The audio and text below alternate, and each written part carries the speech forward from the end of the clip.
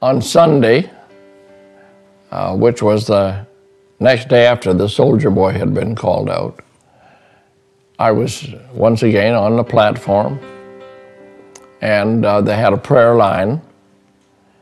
And in that prayer line came a woman, well known to us. She was a very dear friend of my parents. And I knew her very well. Her name was Sister Klunt. Her husband, they didn't have any children that I know of. Her husband was a very stout man, and I don't know what he actually did for a living, but I believe he worked in the agricultural department from what we have found out since. And so she came up and she just standing, and Brother Branham says, "Now here is a lady," and he begins to speak, and he said, "You're very nervous." He said, "And you have other complications, other problems. You have, I think, a spiritual problem as well." And he begins to talk to her. He said, "Yes, you are very nervous." He said, "I see you standing by a window when the sun was setting, and you're rubbing your hands."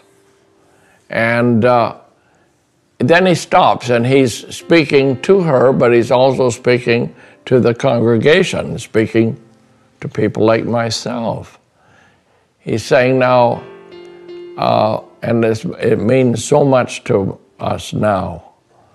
He said, "Now, who could do that? What man could tell you where you were standing and what you were praying?" And he said, "And then you prayed that God would help you to get a prayer card. And when that prayer card was given to you, you were so happy, very happy that you'd received a prayer card." And he asked, how could a man know that? He wanted the people to see that that was God and the prophet ministry, for a prophet is a spokesman for God. It was not just a gift of discernment. It was not that. But a lot of my friends tended to believe that it was just maybe a gift of a word of knowledge or something. It wasn't that. He was in both worlds. He was in another dimension. And he told her where she was standing, what her prayer was, and how her reaction when she got the prayer card. And then he said, now he said, we'll just talk to the lady. And he said, "You have something else." Now this is what was so striking to me. He said, "You have something else that's on your heart. You're praying for a friend, a man that's dying with cancer. And they do not live," and I noticed he said, "they do not live," because it was him and his wife. He said, "They do not live here. They live in Fort St. John." And I knew Fort St. John was just 50 miles up the Alaskan Highway. What Brother Branham did not know is we were going up the highway. I was taking him early the next morning, Monday morning, up the highway. And Brother Branham was preaching on "Show us the Father." I thought it was so remarkable. He was actually showing the people the Father. He said, "Who could tell you where you were standing when you prayed? No one but Almighty God. And that you're praying for a friend." And he said, he's dying with cancer. Yes, he said, he's a sinner. And he's dying with cancer. He mentioned it twice. And he said, only believe, just believe. That seemed to be the key. He said, take that handkerchief that you have and give it to him, and he'll be well. I guess she never did get it to him. This was the end of May. He passed away July the 6th, 1961. But of course, I didn't know that. We found that out many years later.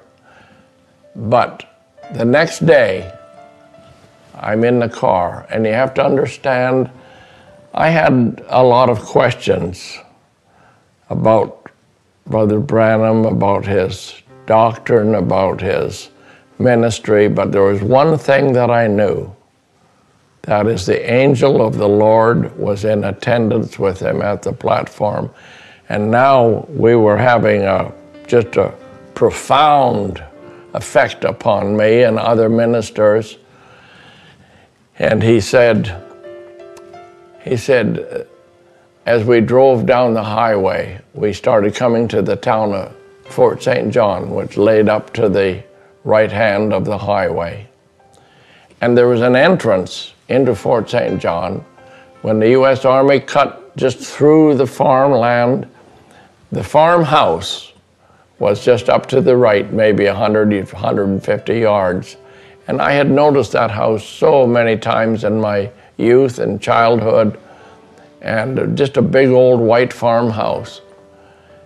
And as Brother Branham, he slowed down for the speed limit, and we're just driving slowly, he said, there was a woman that came in the prayer line yesterday praying for a man from Fort St. John. Oh, I said, Brother Branham, she's a very good friend of my parents. Her name is Sister Clunt, and I know her well. And I knew her, I was there on the platform, and she was standing there, and he was telling her these things. Now here we are driving, and the house is just over here to my right. And he said, he's just serious. He was in a different frame of mind, you'd say. And he just said, as we were driving past, the house was going by. So he swung his arm this way and pointed behind my head. He said, the man is in that house? Well, I was shocked. I was startled, but I didn't know that the man was in that house. I didn't know his name or anything. And we continued on the road up to Fort Nelson and beyond up to Brother Bud Southwick's place. Brother Bud Southwick was just a new Christian. He had been saved in my church about a year before. I was so anxious to acquaint him with spiritual things. He was just, he raised horses, and he rode in rodeos and things. And so he didn't know anything. He didn't know Genesis from Revelation. He just didn't know the Bible. So I wanted to acquaint him with what a prophet was. I said, when we went by that house, I said, Brother Branham pointed to it and said, the man is in that house. I said, you know, Sister Clunt, she was on the platform praying for him. And Brother Southwick, my friend, he said, oh, I know him. His name is Ed Thomas. I've known him ever since I've been about 8 years old. And so now I had it on the platform, on the highway, and with Brother Southwick. This was all within 24 hours. It was like just a divine intervention of God saying, I will cause you to believe. I will bring it right in front of you. I will bring it. It was so arranged, I just could not doubt it. I guess it was the grace of God to me that was anchoring my faith, and I just couldn't. There was one day and the next day and the next day. And I do not know whether it was in that particular service where Brother Branham spoke, and all of the service was not taped apparently. But anyway, I was standing, and I'll never forget this. I was standing on the platform. Right beside me, on my right-hand side, was standing Brother Paul Cornish, the pastor in the church in Grand Prairie. And he was just standing there. He was taller than I was. He was very dignified, very scholarly, and a man that didn't show a lot of emotion, but he was standing there, and Brother Branham was facing, not facing us. He had his back to us, and the prayer line was going down the wall this time and up this way. And while we were just standing there, Brother Branham, I can't explain this. This is so strange. But he just lifted his head this way and cried out, "The boy'll be all right." And a force went by me. It was like a wind, but it wasn't a wind. It was just a power, a force. Just went by me, but I was conscious of it. And I was bewildered. I don't know what's happening. The boy'll be all right. And Paul Cornish, Brother Paul Cornish, collapses over and is in convulsing tears.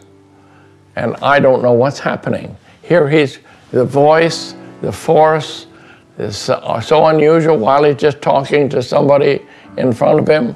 And here's Brother Paul Cornish. What do you do when somebody's, crying and convulsing? I didn't know whether to pray with him or what to do. Then he straightened up after he collected himself.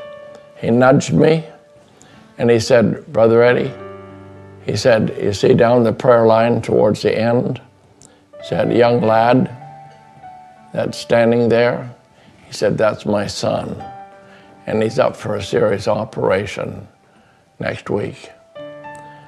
And to have those kind of things, I just became aware of another realm. I became aware of another place, another dimension. This man was not just ministering to the people, but it was like he was in contact with another world. The boy'll be all right, and he just continues on. And I don't know anything of the lad, or what happened after that, but that was just a very, very strange and very unusual event for me.